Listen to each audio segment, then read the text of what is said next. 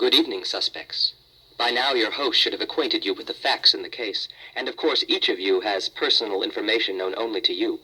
You should all be prepared to pit your wits against those of a cold-blooded murderer.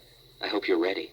Remember, none of you may lie or distort the actual facts of the case of which you have definite knowledge. None, of course, but the murderer, who's liable to say or do almost anything.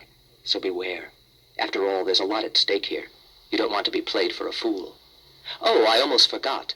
We recorded a conversation that you all took part in only moments ago. Have a listen. Open this door. I won't be kept waiting. Hold on to your shirt, Deegan.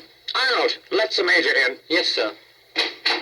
What's the meaning of this? I received a call from the police ordering me to be here at precisely 8 p.m. Why, I did too. Is that why you're here, Steve? Yes, Katie. I confess I wasn't much looking forward to it, but seeing that you're here, too, makes it so much better. Oh, Steve, that's so sweet of you. Well, I, for one, would like to get this over with. I'm to attend a reception at the Glickstein Gallery this evening. I completely agree with you, Miss Edmondson. Good heavens, Inspector! You flattened me. I didn't hear you come in. You weren't supposed to, Miss Drake.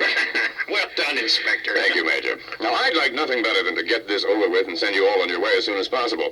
All save one, that is. Let me introduce myself. I'm Inspector Wyndham Petroff of the Boston Police. Inspector, are you hungry? Can I get you a spot of something? Yes and no, Mr. Green. Actually, I'm quite famished, but I'd prefer not to eat anything here. You see, we just got the autopsy report back from the coroner. The report on Roger Ellington. Heart attack, no doubt. Probably ate too much. The glutton never kept himself in top shape. Right you are, Deegan. Food is very dangerous. Never touch the stuff myself.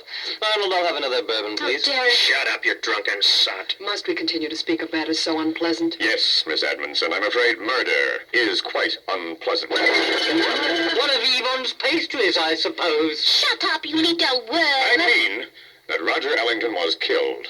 Poisoned, to be exact. His death was directly caused by the introduction of a substantial amount of curare into his system. What is this curare?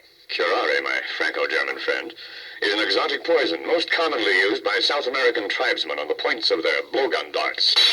Sorry, love. Arnold, you idiot. We'll never get those coffee stains out of the rug. Don't worry. I will have some removed. You have your ways, correct, Schmidt? I'm terribly sorry. I'll get on it right away.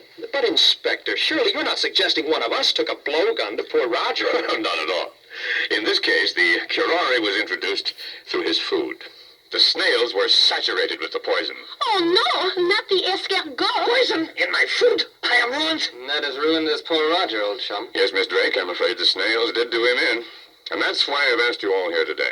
We've been able to determine that Ellington could only have been murdered by one of you. Now, I know about your pasts, and I'm sure it'd be best for your own sakes, all but one of you, that is, to determine amongst yourselves who the killer is. You have all the information necessary to solve the crime, and I'll give you 2 hours alone to come up with the solution. And if you don't, I'll arrest you all. All right, Schmidt. Why don't you start it off by telling your friends what you know?